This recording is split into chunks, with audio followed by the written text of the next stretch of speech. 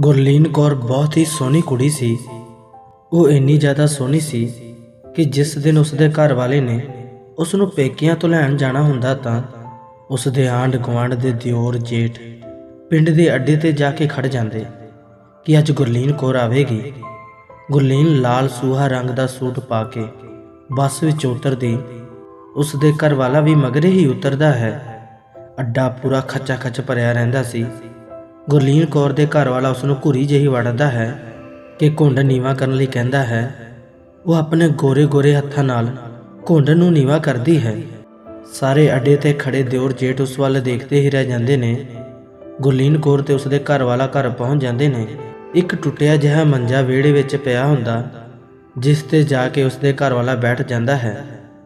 ਗੁਰਲੀਨ ਕਮਰੇ ਵਿੱਚ ਜਾ ਕੇ ਆਪਣਾ ਸਮਾਨ ਰੱਖਦੀ ਹੈ ਤੇ ਜਦੋਂ ਰਸੋਈ ਵਿੱਚ ਜਾਂਦੀ ਹੈ ਤਾਂ ਦੇਖਦੀ ਹੀ ਰਹਿ ਜਾਂਦੀ ਹੈ। ਰਸੋਈ ਤਾਂ ਖਾਲੀ ਭਾਂ ਕਰਦੀ ਸੀ। ਗੁਰਲੀਨ ਅੰਦਰੋਂ ਅੰਦਰ ਹੀ ਰੋਂਦੀ ਹੈ ਤੇ ਘੜੇ ਵਿੱਚੋਂ ਪਾਣੀ ਦਾ ਗਲਾਸ ਭਰ ਕੇ ਪੀਂਦੀ ਤੇ ਨਾਲੇ ਆਪਣੇ ਘਰ ਵਾਲੇ ਨੂੰ ਫੜਾਉਂਦੀ ਹੈ। ਆਓ ਤੁਹਾਨੂੰ ਲੈ ਚੱਲਦੇ ਹਾਂ ਗੁਰਲੀਨ ਕੌਰ ਦੇ ਪੇਕੇ ਪਿੰਡ। ਗੁਰਲੀਨ ਕੌਰ ਦੇ 2 ਭਰਾ ਅਤੇ ਮਾਤਾ ਪਿਤਾ ਤੇ ਭਰਾ ਦੋਨੋਂ ਛੋਟੇ ਨੇ। ਗੁਰਲੀਨ ਕੌਰ ਵੱਡੀ ਸੀ। ਉਸ ਦਾ ਪਿਓ 60 ਕਿੱਲਿਆਂ ਦਾ ਮਾਲਕ ਸੀ। ਇੱਥੇ ਸਵਾਲ ਇਹ ਉੱਠਦਾ ਹੈ ਕਿ ਗੁਰਲੀਨ ਦਾ ਵਿਆਹ ਇੰਨੇ ਗਰੀਬ ਘਰ ਕਿਉਂ ਕੀਤਾ ਗਿਆ। ਅਸਲ ਦੇ ਵਿੱਚ ਜੋ ਗੁਰਲੀਨ ਕੌਰ ਦੀ ਮਾਂ ਸੀ ਉਹ ਉਸ ਦੀ ਸਕੀ ਮਾਂ ਨਹੀਂ ਸੀ। ਉਸ ਦੀ ਮਾਂ ਤਾਂ ਬਚਪਨ ਵਿੱਚ ਹੀ ਗੁਜ਼ਰ ਗਈ ਸੀ ਤੇ ਉਸ ਦੇ ਚਾਚੇ ਦੀ ਵੀ ਮੌਤ ਹੋ ਗਈ ਸੀ। ਗੁਰਲੀਨ ਦੇ ਜੋ 2 ਭਰਾ ਸੀ ਉਸ ਦੇ ਚਾਚੇ ਦੇ ਪੁੱਤ ਸੀ ਤੇ ਉਸ ਦੀ ਚਾਚੀ ਨੇ ਉਸ ਦੇ ਪਿਓ ਨਾਲ ਵਿਆਹ ਕਰ ਲਿਆ ਸੀ। ਚਾਚੀ ਗੁਰਲੀਨ ਨੂੰ ਬਿਲਕੁਲ ਵੀ ਚੰਗਾ ਨਹੀਂ ਸਮਝਦੀ ਸੀ। ਚਾਚੀ ਇਹ ਚਾਹੁੰਦੀ ਸੀ ਕਿ ਗੁਰਲੀਨ ਦੇ 60 ਕਿੱਲੇ ਵੀ ਉਸ ਦੇ ਪੁੱਤਾਂ ਨੂੰ ਹੀ ਮਿਲ ਜਾਣ। ਗੁਰਲੀਨ ਦਾ ਪਿਓ ਵੀ ਉਵੇਂ ਹੀ ਕਰਦਾ ਸੀ ਜਿਵੇਂ ਉਸ ਦੀ ਚਾਚੀ ਕਹਿੰਦੀ ਸੀ ਤੇ ਗੁਰਲੀਨ ਲਈ ਇਹ ਰਿਸ਼ਤੇ ਦੀ ਦੱਸ ਉਸ ਦੀ ਚਾਚੀ ਨੇ ਹੀ ਪਾਈ ਸੀ। ਉਸ ਦੇ ਪਿਓ ਨੇ ਬਿਨਾਂ ਘਰ-ਬਾਰ ਦੇਖੇ ਗੁਰਲੀਨ ਦਾ ਵਿਆਹ ਕਰ ਦਿੱਤਾ। ਨਾ ਤਾਂ ਉਸ ਦੀ ਚਾਚੀ ਉਸ ਨੂੰ ਮਿਲਣ ਆਈ ਤੇ ਨਾ ਹੀ ਕਦੇ ਉਸ ਦਾ ਪਿਓ। ਚਾਚੇ ਦੇ ਪੁੱਤ ਜ਼ਰੂਰ ਕਦੇ ਨਾ ਕਦੇ ਆ ਜਾਂਦੇ ਸੀ। ਉਹ ਵੱਡੀਆਂ ਵੱਡੀਆਂ ਗੱਡੀਆਂ ਤੇ ਆਉਂਦੇ ਸੀ ਪਰ ਗੁਰਲੀਨ ਦਾ ਘਰ ਇੰਨਾ ਛੋਟਾ ਸੀ ਕਿ ਉਸ ਦੇ ਘਰੇ ਉਹਨਾਂ ਦੀ ਗੱਡੀ ਵੀ ਨਹੀਂ ਵੜਦੀ ਸੀ। ਗੁਰਲੀਨ ਕਈ ਵਾਰੀ ਦੁਖੀ ਹੋ ਕੇ ਕਹਿ ਦਿੰਦੀ ਕਿ ਮੇਰਾ ਪਿਓ ਤਾਂ ਮੇਰੇ ਲਈ ਜਿਉਂਦਾ ਹੀ ਮਰ ਗਿਆ। ਗੁਰਲੀਨ ਦੇ ਘਰ 2 ਕਮਰੇ ਤੇ ਇੱਕ ਟੁੱਟੀ ਜਿਹੀ ਰਸੋਈ ਸੀ। ਘਰ ਵਿੱਚ ਇੱਕ ਹੀ ਪੱਖਾ ਸੀ। ਮਹਿਲਾਂ ਵਰਗੇ ਘਰ ਵਿੱਚੋਂ ਆ ਕੇ ਇਸ ਤਰ੍ਹਾਂ ਦੇ ਘਰ ਵਿੱਚ ਜ਼ਿੰਦਗੀ ਜਿਉਣੀ ਗੁਰਲੀਨ ਕੌਰ ਨੂੰ ਔਖੀ ਤਾਂ ਬਹੁਤ ਲੱਗਦੀ ਸੀ ਪਰ ਕੀ ਕਰਦੀ। ਉਸ ਦੇ ਕੋਲ ਹੋਰ ਕੋਈ ਚਾਰਾ ਵੀ ਨਹੀਂ ਸੀ। 2-4 ਬਰਤਨ ਸੀ ਰਸੋਈ ਦੇ ਵਿੱਚ ਤੇ ਡੱਬਿਆਂ ਦੇ ਵਿੱਚ ਥੋੜ੍ਹੀ ਬਹੁਤੀਆਂ ਦਾਲਾਂ ਤੇ ਥੋੜ੍ਹਾ ਲੂਣ ਮਿਰਚ ਸੀ। ਹੱਥ ਲਾਇਆ ਮੈਲੀ ਹੋਣ ਵਾਲੀ ਗੁਰਲੀਨ ਹੁਣ ਹੌਲੀ-ਹੌਲੀ ਪੱਕੇ ਰੰਗ ਦੀ ਹੁੰਦੀ ਜਾ ਰਹੀ ਸੀ। ਉਸ ਨੇ 3 ਮੱਝਾਂ ਰੱਖ ਲਈਆਂ ਸੀ ਤੇ ਉਹਨਾਂ ਦਾ ਦੁੱਧ ਪਾ ਕੇ ਗੁਜ਼ਾਰਾ ਕਰਨ ਲੱਗੀ। ਪਰ ਉਹ ਆਪਣਾ ਪੇਕਾ ਪਿੰਡ ਯਾਦ ਕਰਕੇ ਬਹੁਤ ਰੋਂਦੀ ਸੀ। ਚਾਚੇ ਦੇ ਪੁੱਤ ਕਿਤੇ 2-4 ਮਹੀਨਿਆਂ ਬਾਅਦ ਗੇੜਾ ਮਾਰਦੇ ਤੇ ਉਸ ਨੂੰ 1-2 ਸੂਟ ਬਣਾ ਕੇ ਦੇ ਜਾਂਦੇ। ਉਸ ਦੇ ਗੇਟ ਦੇ ਵਿੱਚ ਵੱਡੀ ਗੱਡੀ ਖੜੀ ਦੇਖ ਕੇ ਆਂਢ ਗੁਆਂਢ ਦੀਆਂ ਔਰਤਾਂ ਪੁੱਛਦੀਆਂ ਕਿ ਕੌਣ ਆਇਆ ਸੀ। ਜਦੋਂ ਗੁਰਲੀਨ ਕਹਿੰਦੀ ਕਿ ਮੇਰੇ ਭਰਾ ਆਏ ਸੀ ਤਾਂ ਉਹਨਾਂ ਨੂੰ ਯਕੀਨ ਨਾ ਆਉਂਦਾ ਕਿ ਇਹਦੇ ਭਰਾ ਪੂਰੇ ਸੋਹਣੇ ਸਰਦਾਰ ਬੰਦੇ ਨੇ ਤੇ ਇਹਨੂੰ ਇੰਨੇ ਗਰੀਬ ਘਰੇ ਕਿਉਂ ਵਿਆਹੀ ਆ। ਹੁਣ ਗੁਰਲੀਨ ਦੇ ਵਿਆਹ ਨੂੰ 2 ਸਾਲ ਹੋ ਗਏ ਸੀ। ਉਸ ਦੇ ਗੇਟ ਵਿੱਚ ਆ ਕੇ ਇੱਕ ਗੱਡੀ ਰੁਕੀ। ਗੱਡੀ ਵਿੱਚੋਂ ਉਸ ਦੇ ਚਾਚੇ ਦਾ ਪੁੱਤ ਨਿਕਲਿਆ। ਉਸ ਦੇ ਹੱਥ ਵਿੱਚ ਮਿਠਾਈ ਦਾ ਡੱਬਾ ਤੇ ਇੱਕ ਕਾਰਡ ਸੀ।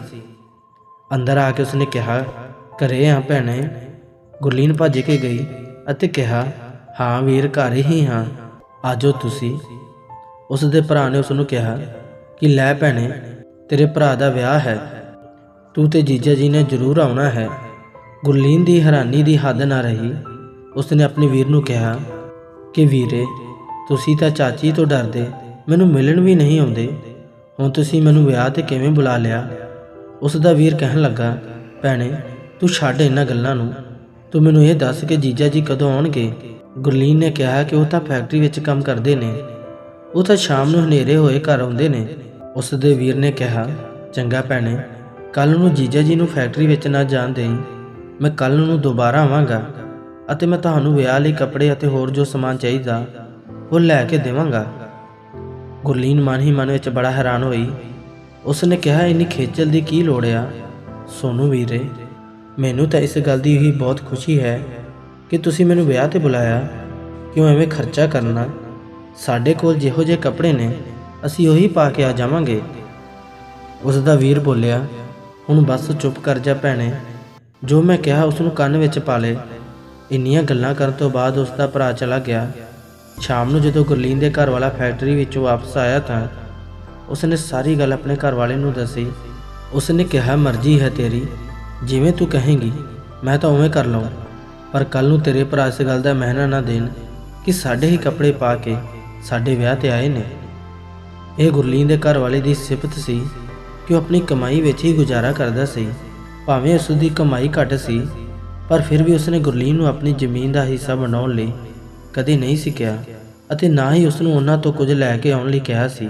ਦੂਜੇ ਦਿਨ ਗੁਰਲੀਨ ਨੇ ਆਪਣੇ ਘਰ ਵਾਲੇ ਨੂੰ ਫੈਕਟਰੀ ਵਿੱਚ ਨਾ ਜਾਣ ਦਿੱਤਾ ਅਤੇ ਉਹ ਜਲਦੀ ਹੀ ਕੰਮ ਨਿਬੇੜ ਕੇ ਆਪਣੇ ਭਰਾ ਦਾ ਇੰਤਜ਼ਾਰ ਕਰਨ ਲੱਗੀ। ਉਸ ਦਾ ਭਰਾ ਗੱਡੀ ਲੈ ਕੇ ਆਇਆ ਅਤੇ ਉਹਨਾਂ ਦੋਵਾਂ ਨੂੰ ਸ਼ਹਿਰ ਲੈ ਗਿਆ। ਉਹਨਾਂ ਦੋਵਾਂ ਨੂੰ ਸੋਹਣੇ ਕੱਪੜੇ ਅਤੇ ਹੋਰ ਵਿਆਹ ਸ਼ਾਦੀ ਦੇ ਜਿਹੜੇ ਸਮਾਨ ਦੀ ਲੋੜ ਸੀ ਸਾਰਾ ਲੈ ਕੇ ਦਿੱਤਾ। ਵਾਪਸ ਜਾਂਦਾ ਹੋਇਆ ਉਹ ਉਹਨਾਂ ਨੂੰ ਘਰ ਦਾ ਹੋਰ ਵੀ ਕਾਫੀ ਸਮਾਨ ਲੈ ਕੇ ਦੇ ਗਿਆ ਅਤੇ ਕਿਹਾ ਕਿ ਹੁਣ ਤੁਸੀਂ ਵਿਆਹ ਦੀ ਤਿਆਰੀ ਕਰੋ ਅਤੇ ਹੋਰ ਸਮਾਨ ਦੀ ਲੋੜ ਹੋਈ ਤਾਂ ਮੈਨੂੰ ਜ਼ਰੂਰ ਦੱਸਿਓ। ਗੁਰਲੀਨ ਅਤੇ ਉਸ ਦਾ ਘਰ ਵਾਲਾ ਉਸ ਦੇ ਇੰਜ ਬਦਲ ਜਾਣ ਤੋਂ ਬਹੁਤ ਹੈਰਾਨ ਸਨ। ਵਿਆਹ ਦਾ ਦਿਨ ਨੇੜੇ ਆ ਗਿਆ। ਗੁਰਲੀਨ ਕੌਰ ਤੋਂ ਚਾਹ ਨਹੀਂ ਸੀ ਚੱਕਿਆ ਜਾਂਦਾ। ਉਸਨੇ ਵਿਆਹ ਦੀ ਸਾਰੀ ਤਿਆਰੀ ਕਰ ਲਈ। ਵਿਆਹ ਤੋਂ 2 ਦਿਨ ਪਹਿਲਾਂ ਹੀ ਉਸ ਦਾ ਭਰਾ ਉਸ ਨੂੰ ਗੱਡੀ ਤੇ ਲੈਣ ਆ ਗਿਆ। ਉਹ ਗੁਰਲੀਨ ਅਤੇ ਉਸ ਦੇ ਘਰ ਵਾਲੇ ਨੂੰ ਵੀ ਨਾਲ ਹੀ ਲੈ ਗਿਆ। ਅੱਜ ਕਿੰਨੇ ਸਮੇਂ ਬਾਅਦ ਗੁਰਲੀਨ ਨੇ ਆਪਣੇ ਪੇਕੇ ਘਰ ਪੈਰ ਪਾਇਆ ਸੀ। ਉਸ ਦੀ ਹੈਰਾਨੀ ਦੀ ਹੱਦ ਤਾਂ ਉਸ ਵੇਲੇ ਨਾ ਰਹੀ ਜਦੋਂ ਉਸ ਦੇ ਘਰ ਪੈਰ ਪਾਉਂਦਿਆਂ ਹੀ ਉਸ ਦੀ ਚਾਚੀ ਅਤੇ ਉਸ ਦਾ ਪਿਓ ਭੱਜ ਕੇ ਆਏ ਅਤੇ ਗੁਰਲੀਨ ਅਤੇ ਉਸ ਦੇ ਘਰ ਵਾਲੇ ਦਾ ਦਿਲੋਂ ਸਵਾਗਤ ਕੀਤਾ। ਵਿਆਹ ਦੇ ਪੂਰੇ ਰਸਮ ਰਿਵਾਜ ਸ਼ੁਰੂ ਹੋ ਚੁੱਕੇ ਸਨ ਤੇ ਗੁਰਲੀਨ ਨੂੰ ਉਸ ਦਾ ਬਣਦਾ ਮਾਣ ਸਤਿਕਾਰ ਦਿੱਤਾ ਗਿਆ। ਵਿਆਹ ਵਾਲੇ ਦਿਨ ਉਸ ਦੇ ਭਰਾ ਦੇ ਸਹੁਰਿਆਂ ਵੱਲੋਂ ਗੁਰਲੀਨ ਅਤੇ ਉਸ ਦੇ ਘਰ ਵਾਲੇ ਨੂੰ ਸੋਨੇ ਦੀ ਚੈਨ ਅਤੇ ਚੂੜੀਆਂ ਪਾ ਕੇ ਉਹਨਾਂ ਦੀਆਂ ਮਿਲਣੀਆਂ ਕਰਵਾਈਆਂ। ਚਾਈਂ ਸਾਰਾ ਵਿਆਹ ਨਿਬੜ ਗਿਆ। ਗੁਰਲੀਨ ਨੇ ਵਿਦਾਇਗੀ ਲਈ। ਉਸ ਦਾ ਭਰਾ ਉਸ ਨੂੰ ਪੂਰੇ ਆਦਰ ਮਾਣ ਨਾਲ ਛੱਡ ਕੇ ਗਿਆ।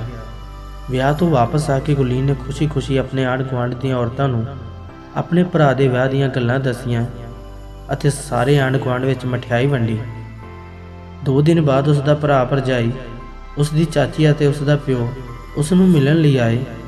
ਉਸ ਲਈ ਬਹੁਤ ਸਾਰਾ ਸਮਾਨ ਲੈ ਕੇ ਆਏ ਅਤੇ ਗੁਰਲੀਨ ਨੂੰ ਕਹਿ ਗਏ ਕਿ ਜਵਾਈ ਨੂੰ ਕਹਿਣਾ ਹੁਣ ਉਹ ਫੈਕਟਰੀ ਵਿੱਚ ਕੰਮ ਨਾ ਕਰੇ, ਮਿਸਤਰੀ ਲੱਭ ਘਰ ਦੀ ਉਸਾਰੀ ਸ਼ੁਰੂ ਕਰੇ। ਘਰ ਲਈ ਜੋ ਵੀ ਸਮਾਨ ਅਤੇ ਪੈਸਾ ਚਾਹੀਦਾ ਉਹ ਅਸੀਂ ਖੁਦ ਦੇਵਾਂਗੇ। ਗੁਰਲੀਨ ਤੇ ਉਸ ਦਾ ਘਰ ਵਾਲਾ ਉਸ ਦੇ ਪਿਤਾ ਅਤੇ ਚਾਚੀ ਦੇ ਬਦਲੇ ਹੋਏ ਸੁਭਾਅ ਤੋਂ ਖੁਸ਼ ਵੀ ਸਨ ਅਤੇ ਹੈਰਾਨ ਵੀ। ਉਹਨਾਂ ਨੇ ਘਰ ਦਾ ਨਕਸ਼ਾ ਤਿਆਰ ਕਰਵਾ ਕੇ ਕੋਠੀ ਪਾਉਣੀ ਸ਼ੁਰੂ ਕਰ ਦਿੱਤੀ। 2 ਮਹੀਨਿਆਂ ਵਿੱਚ ਕੋਠੀ ਬਣ ਕੇ ਤਿਆਰ ਹੋ ਗਈ। ਕੋਠੀ ਦੇ ਮਹੂਰਤ ਅਤੇ ਗੁਰਲੀਨ ਦਾ ਸਾਰਾ ਪੇਕਾ ਪਰਿਵਾਰ ਆਇਆ। ਉਹਨਾਂ ਨਾਲ ਉਸ ਦੀ ਭਰਜਾਈ ਦੇ ਪੇਕੇ ਵੀ ਸਨ। ਗੁਰਲੀਨ ਦੇ ਪਿਤਾ ਨੇ ਆਪਣੇ ਜਵਾਈ ਨੂੰ ਬੁਲਾ ਕੇ ਕਿਹਾ ਕਿ ਮੇਰੀ ਗੱਲ ਸੁਣ ਪੁੱਤ, ਤੇਰੇ ਨਵੇਂ ਘਰ ਦੀ ਖੁਸ਼ੀ ਵਿੱਚ ਛੋਟਾ ਜਿਹਾ ਤੋਹਫਾ ਕਬੂਲ ਕਰੋ। ਉਸ ਦੇ ਹੱਥ ਵਿੱਚ ਕੋਈ ਕਾਗਜ਼ ਸਨ ਅਤੇ ਉਹ ਕਾਗਜ਼ ਉਸਨੇ ਆਪਣੇ ਜਵਾਈ ਨੂੰ ਦੇ ਦਿੱਤੇ। ਉਸ ਦੇ ਜਵਾਈ ਨੇ ਕਿਹਾ ਕਿ ਡੈਡੀ, ਜਿੰਨਾ ਵੱਡਾ ਤੋਹਫਾ ਤੁਸੀਂ ਸਾਨੂੰ ਦੇ ਦਿੱਤਾ ਹੈ, ਹੁਣ ਹੋਰ ਕਿਹੜਾ ਤੋਹਫਾ ਬਾਕੀ ਰਹਿ ਗਿਆ ਸੀ। ਉਸਨੇ ਉਹ ਕਾਗਜ਼ ਤਾਂ ਫੜ ਲਏ, ਪਰ ਨਾਲ ਖੜੀ ਆਪਣੀ ਪਤਨੀ ਗੁਰਲੀਨ ਨੂੰ ਦੇ ਦਿੱਤੇ। ਗੁਰਲੀਨ ਦਾ ਆਂਢ ਗੁਆਂਢ ਅਤੇ ਉਸ ਦੇ ਘਰ ਵਾਲੇ ਦੇ ਸਾਰੇ ਰਿਸ਼ਤੇਦਾਰ ਵੀ ਆਏ ਹੋਏ ਸਨ। ਸਾਰੇ ਹੈਰਾਨੀ ਨਾਲ ਵੇਖ ਰਹੇ ਸਨ ਕਿ ਇਹ ਕਿਹੜਾ ਤੋਹਫਾ ਹੈ ਜੋ ਉਸ ਦੇ ਪਰਿਵਾਰ ਵਾਲਿਆਂ ਨੇ ਉਸ ਨੂੰ ਦਿੱਤਾ ਹੈ। ਗੁਰਲੀਨ ਨੇ ਕਾਗਜ਼ ਖੋਲ੍ਹੇ ਅਤੇ ਉਹ ਚੌਂਕ ਗਈ।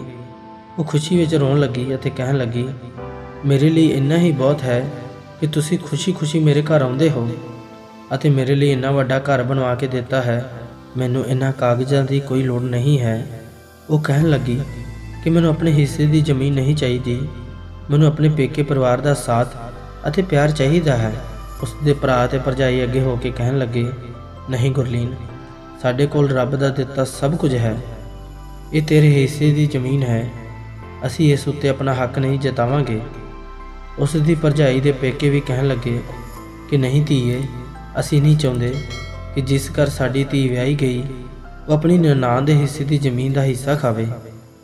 ਸਾਡੇ ਇੱਕੋ ਇੱਕ ਲਾਡਲੀ ਧੀ ਹੈ ਅਤੇ ਪੈਸੇ ਅਤੇ ਜ਼ਮੀਨ ਦੀ ਸਾਡੇ ਕੋਲ ਵੀ ਕੋਈ ਕਮੀ ਨਹੀਂ ਹੈ।